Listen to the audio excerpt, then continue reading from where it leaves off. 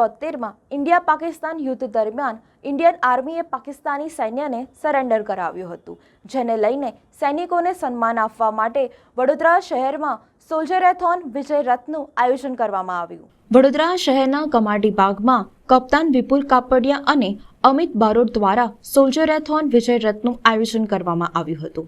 દેશના પ્રધાનમંત્રી નરેન્દ્ર મોદીના ફિટ ઇન્ડિયા અભિયાન હેઠળ અને ભારતના સૈનિકોને સન્માન આપવા માટે આ સોલ્જરેથોન વિજય રથનું આયોજન કરવામાં આવ્યું હતું।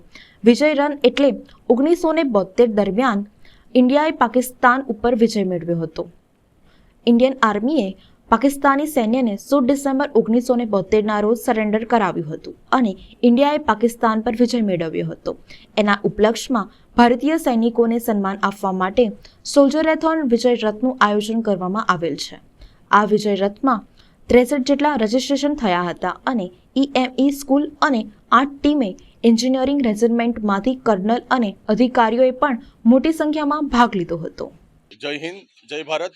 આજે 17 ડિસેમ્બર 2023 અમે સોલ્જરેથોન વિજય રનનું આયોજન કર્યું હતું, જે અમારા 1972 વોરમાં આપણે જે વિજય પાકિસ્તાનના ઉપર સરેન્ડર કરીને વિજય પ્રાપ્ત કર્યું હતું, એના ઉપલક્ષમાં વિજય રનનું આયોજન થયું છે અને એક ફિટ ઇન્ડિયાના મુહિમ હેઠળ આ આયોજન કરવામાં આવે છે।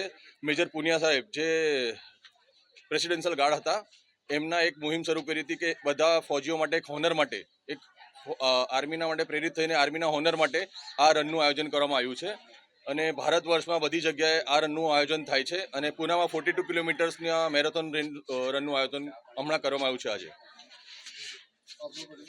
મારું નામ વિપુલ કાપડિયા, હું એક્સ આર્મી છું, જસ્ટ 2 વર્ષથી રિટાયર થયો છું અને એક ફિઝિકલ મૂવમેન્ટ માટે મને પણ ઘણી પ્રેરણા મળે છે અને હું મારા થકી લોકોને પણ જાગૃત કરવા માંગુ છું કે લોકો પણ એક ફિટ રહે અને સ્વસ્થ રહે।